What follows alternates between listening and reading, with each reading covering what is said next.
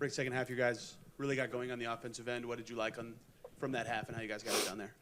Well, we got stagnant in the second quarter, and we needed to pick our pace back up and get more movement, ball and man movement, and some good things happened. Matherin got to start off with 2 free throws right off the bat, and then we got going a little bit and got a little bit of separation, and second unit kept pressure on them.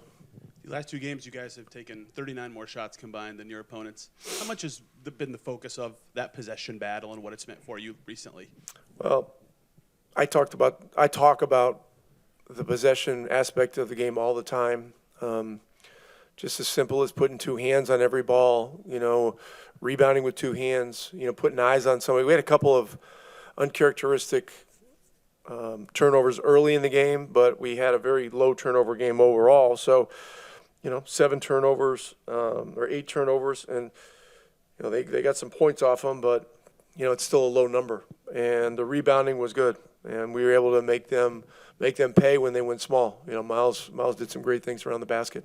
Another offensive focus question, but it seems like you guys are taking more threes recently. Has that been something you've wanted to reintegrate back? Good ones, sure.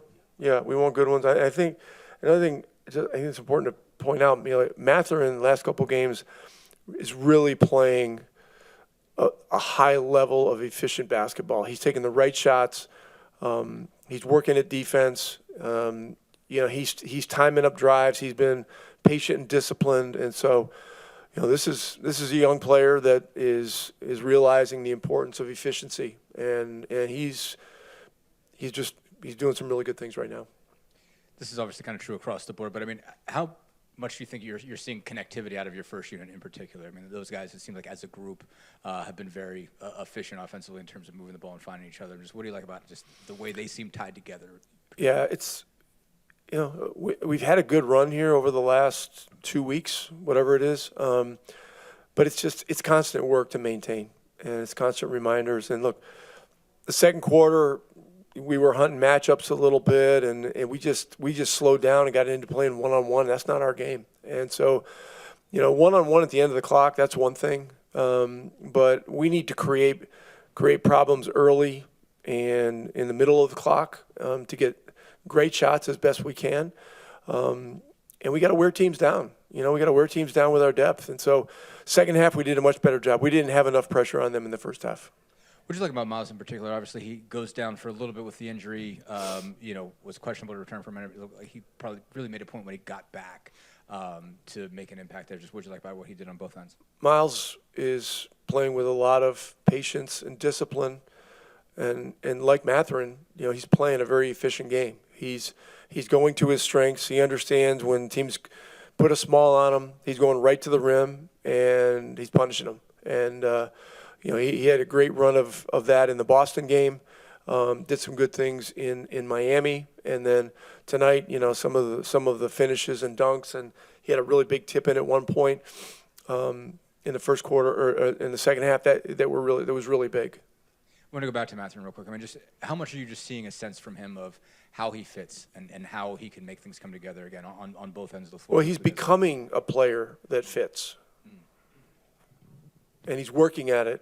And he's understanding that, fitting into our system is going to mean making certain sacrifices, running and being a threat even if you don't touch the ball, taking the right shots, not just driving the ball into crowds. Just young players have to learn patience, and they have to learn discipline, and he's learning those things, and it's great to see. I mean, his gifts are pretty obvious. He's a great finisher when he has space to the rim, and he can rise up from 3 with ease, and he can create good open looks at threes with ease. And he's making those reads. The last 2 games, really as good as any 2 games since he's been here. And I'm going to stay in his ear about it to continue with it because it's winning basketball. Tyrese, what have you made of the offensive connectivity you guys have recently? What did it take to get there after the start of the season? It's the ball moving, and I think we're getting stops on us playing transition more, which is where we really excel. And then the answer that nobody else will tell you the ball has to go in the hoop. So, I feel like that's what it is for me. Shots are starting to go in, and I think that's why my offense has been better. But I think we're just putting more of a focus on getting downhill. Myles is doing a really good job of when teams switch, sealing down low and creating that presence down there. We got to give him the ball. And I think guard-wise, everybody's been focused on getting to the cup, playing inside out. So it's definitely helping. You change anything about your approach these last couple weeks, or has it just been what you said, the ball going in the basket? Shoot more, ball go in more. That usually works. You guys are taking more threes in recent games. What kind of emphasis has that been from the coaching staff down to you? You're not supposed to say that. That makes the casual fans mad that teams shoot more threes. But no, I think that's definitely helping. But it's kind of like I feel like it's interesting. Like there's times where, you can shoot more threes, but you can still be playing downhill and be in the paint more. Does that make sense? I feel like a lot of our threes are coming off inside out right now and getting in the paint, drawing two, swinging the ball around, and that's really opening things up. So it's kind of counterintuitive, that we're shooting as many threes as we are, but I think that's due to guys being at the rim more, me specifically, Pascal, Myles getting downhill, and then making defenses collapse and then getting more threes. So I definitely think that's helping us right now. Just to kind of stick on that theme, and what's worked so well as far as between you and Myles, between the pick and roll and pick and pop stuff, it seems like you always sort of know which one to go. And Myles obviously seems to be getting a lot of open threes that way for you, drawing two down into the lane and finding him.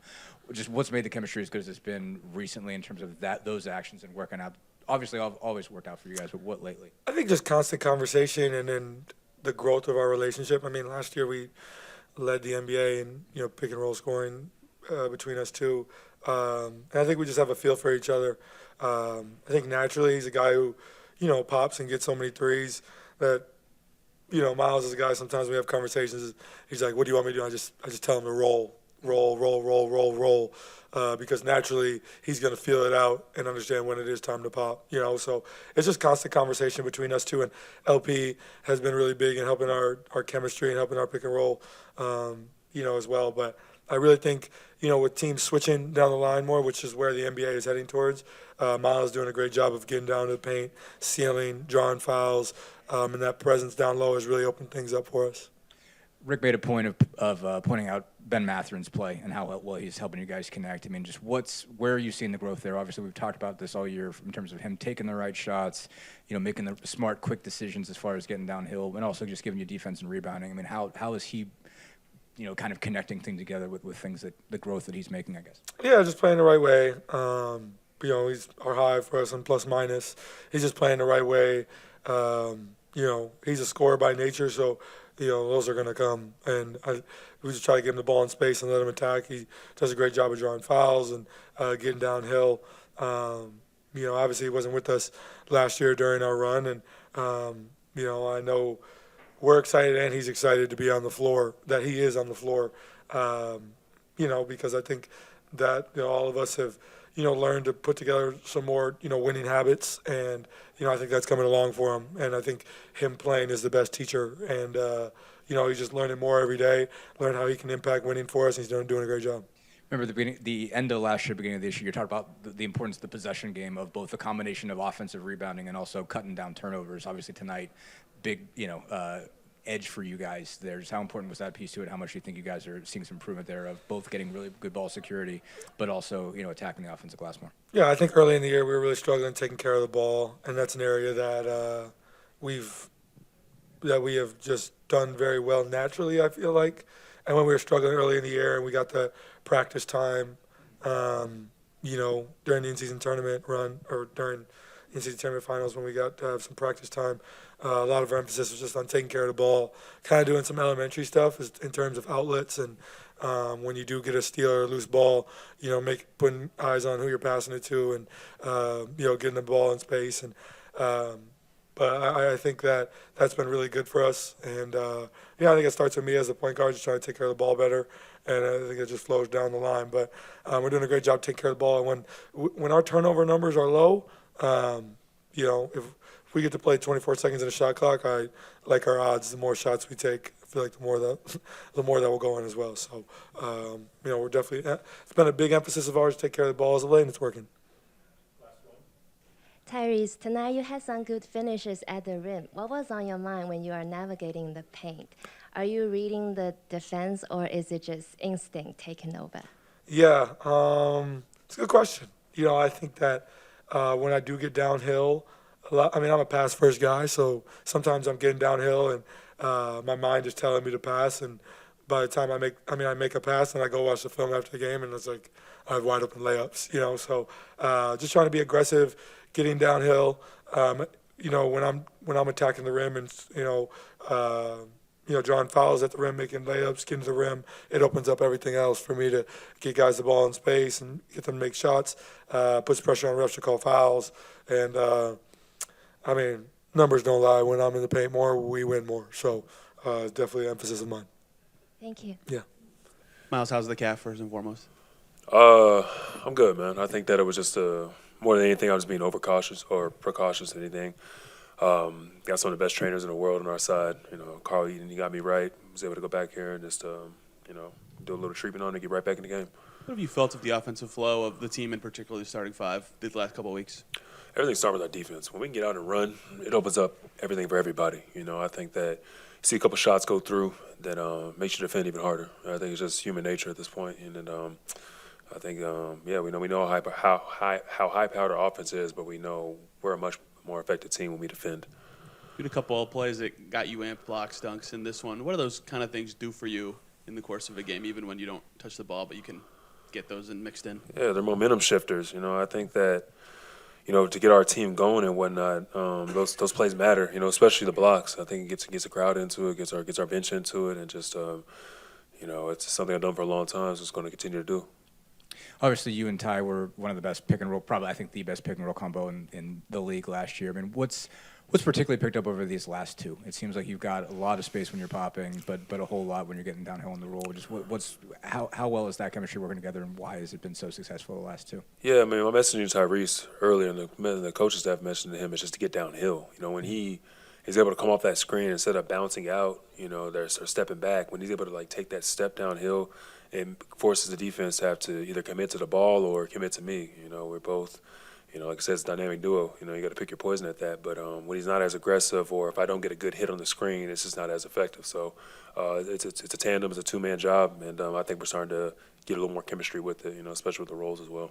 How much are you seeing the chemistry when it seems like he's getting two bodies following him when he gets downhill more frequently? Are you seeing that a lot more the last couple, maybe even since Boston, that he's getting bodies going with him, and that's opening up the pop? Yeah, anytime you play against, drop bigs or drop defense, it's tough. You got to, as someone who's done it before, it's tough to, make a decision. Either you're going to stay on the ball, or if you don't get on the ball long enough, he's going downhill. And Tyrese demands that type of attention. He's just got great touch, so it's tough for guys to figure him out. I think Rick made a point the last couple, but particularly today, of calling out Benedict Mathurin for playing well and doing basically what he's been asked to do. Yeah.